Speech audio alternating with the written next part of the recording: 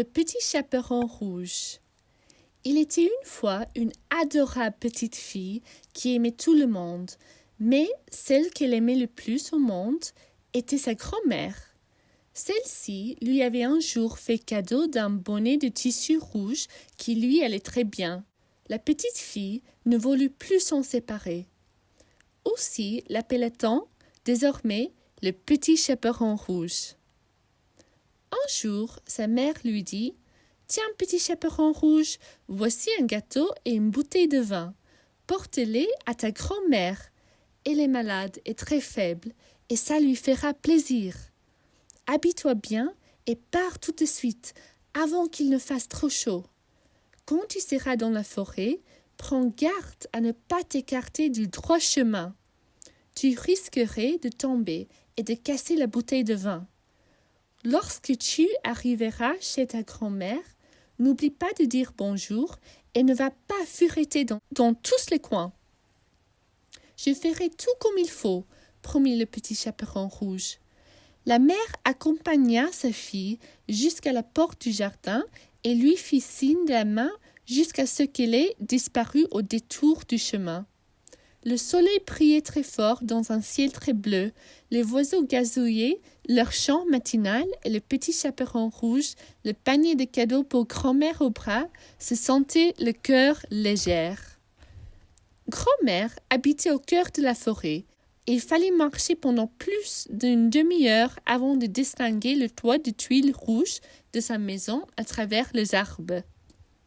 En pénétrant dans la forêt, le petit chaperon rouge rencontra le loup. Elle ignorait qu'il s'agissait d'un animal dangereux, et voilà pourquoi elle n'eut pas peur de lui. « Bonjour, petit chaperon rouge, dit-il sur un ton amical. « Bonjour, monsieur le loup, répondit-elle poliment. « Où vas-tu de si bon matin ?» demanda le loup. « Chez ma grand-mère, » répondit le petit chaperon rouge. « Que y a-t-il dans ton panier ?» désira savoir le loup. « Un gâteau et une bouteille de vin, » dit la petite fille. « Nous l'avons cuit hier. Je dois le porter à cette pauvre grand-mère qui est malade. Cela l'aidera à reprendre vite de force. »« Dis-moi, petit chaperon rouge, » demanda le loup curieux, « où habite ta grand-mère ?»« À un bon quart d'heure de marche dans la forêt. Sa maison se trouve sous les 3 grands chênes, » dit le petit chaperon rouge. Le méchant loup pensa « Cette petite fille sera sans doute plus délicieuse encore que la vieille, mais si je me montre malin, je les mangerai toutes les deux. » Il marcha un moment aux côtés du petit chaperon rouge en silence et puis il lui dit « Petit chaperon rouge, pourquoi ne regardes-tu pas toutes ces belles fleurs autour de toi? Je jurerais que tu t'entends même pas le chant merveilleux des oiseaux. Tu marches tout droit devant toi, comme si tu allais à l'école, alors qu'il fait si beau dans la forêt. » Le petit chaperon rouge leva les yeux et vit les rayons du soleil danser dans les arbres. Soudain, le parfum des fleurs lui parut beaucoup plus intense que d'habitude. C'est alors qu'elle pensa « Si je cueillais un beau bouquet de fleurs de bois pour grand-mère, cela lui ferait sûrement grand plaisir. Et puis, il est encore si tôt que j'y arriverai largement à temps. » Tout en se disant ce mot, elle s'écarta du droit chemin et s'engagea dans la forêt où les jolies fleurs de bois jouaient la symphonie des couleurs. Les abeilles bourdonnaient et le petit chaperon rouge cueillait des fleurs. Mais chaque fois qu'elle en cueillait une, elle en découvrait une autre, bien plus belle, un peu plus loin. Ainsi, de fleur en fleur, elle s'enfonça dans la forêt. Elle y vit des petits lapins et des écureuils. Les animaux de la forêt étaient très surpris et se demandaient ce qu'une aussi petite fille faisait dans les profondeurs de la forêt. Mais le petit chaperon rouge gambadait si joyeusement entre les fleurs qu'ils ne pensèrent pas à mal et se turent. Pendant ce temps, le loup courut tout droit vers la maison de la grand-mère et, après s'être assuré que la vieille dame était seule, frappa à la porte. « Qui est là ?» demanda la grand-mère. C'est moi, le petit chaperon rouge. J'ai du gâteau et du vin pour vous. Ouvrez-moi vite. La porte n'est pas fermée, s'écria-t-elle, mais je suis trop faible pour l'ouvrir moi-même. Le loup ouvrit la porte, bondit sans dire un mot sur le lit de grand-mère, saisit la vieille dame glacée d'effroi et n'en fit qu'une bouchée. Ensuite, il enfila ses vêtements, mit son bonnet de nuit sur la tête et se coucha dans le lit. Le petit chaperon rouge avait un bouquet de fleurs de bois si gros qu'elle avait de la peine à le porter. Tout à coup, elle se souvint de sa grand-mère et prit très peur, car il était déjà tard. Elle se remit aussitôt en route et courut aussi vite qu'elle le put. Mais le sentier présentait des creux et des bosses, et le panier et les fleurs devinrent réellement un fardeau pour elle. Elle n'arrivait pas à presser le pas, et tout avait changé. Les oiseaux ne chantaient plus, et le soleil s'était caché derrière un nuage noir.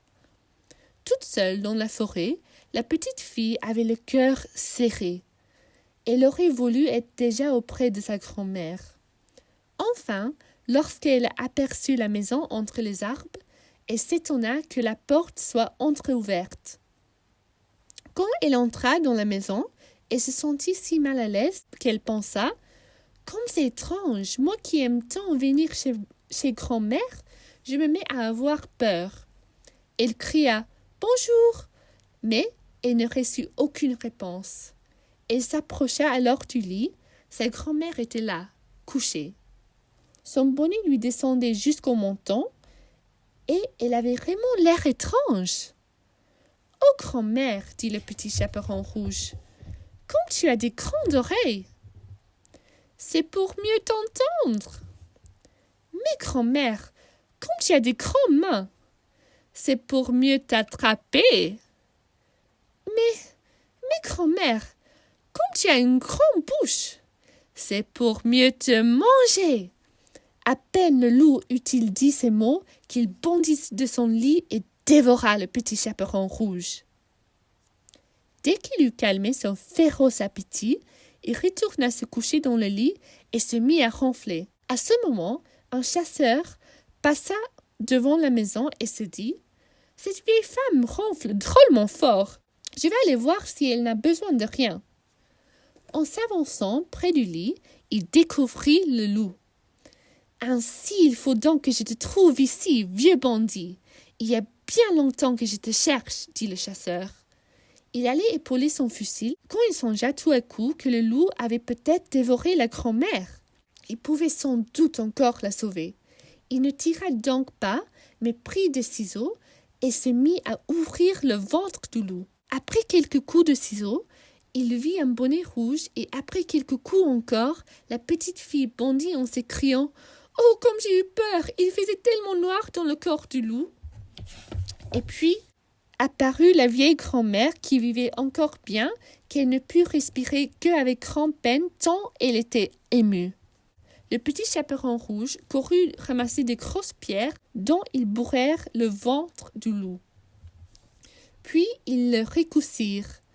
Lorsque le scélérat se réveilla, il voulut bondir hors du lit, mais les pierres étaient si lourdes qu'il retomba sur place et se tua sur le coup. Ils étaient contents tous les trois. Le chasseur prit la peau du loup, car il savait comment en faire bon usage. La grand-mère coupa pour le chasseur et le petit chaperon rouge un gros morceau de gâteau qu'ils mangèrent avec plaisir. Le chasseur offrit un verre de vin à la grand-mère. Chaque gorgée de la savoureuse boisson la rétablissait peu à peu. Elle se régala également avec le gâteau. Comme le petit chaperon rouge était heureuse de voir sa grand-mère à nouveau gaie et en meilleure santé. Le chasseur souhaita toutefois savoir comment tout cela s'était réellement passé. Le petit chaperon rouge lui raconta alors qu'il avait fait la rencontre du loup, qu'ils avaient discuté amicalement et qu'il lui avait conseillé de regarder les petits oiseaux et les fleurs. « Ah, je vois, dit le chasseur, ces loups étaient vraiment très rusés. » Avant que la nuit ne tombe, le chasseur et le petit chaperon rouge firent leurs adieux à la grand-mère. Le chasseur prit la petite fille par la main et la ramena chez elle car le ciel s'assombrissait déjà. La petite fille n'était jamais partie aussi longtemps. Aussi sa mère était-elle déjà pleine d'inquiétude. Elle était tout près de la barrière du jardin et dès qu'elle vit sa fille et le chasseur au détour du chemin, elle courut à leur rencontre et serra sa petite fille dans ses bras. Le petit chaperon rouge raconta toute l'histoire à sa mère et lui promit de ne plus jamais sortir du droit chemin. Et depuis lors, elle a toujours tenu promesse.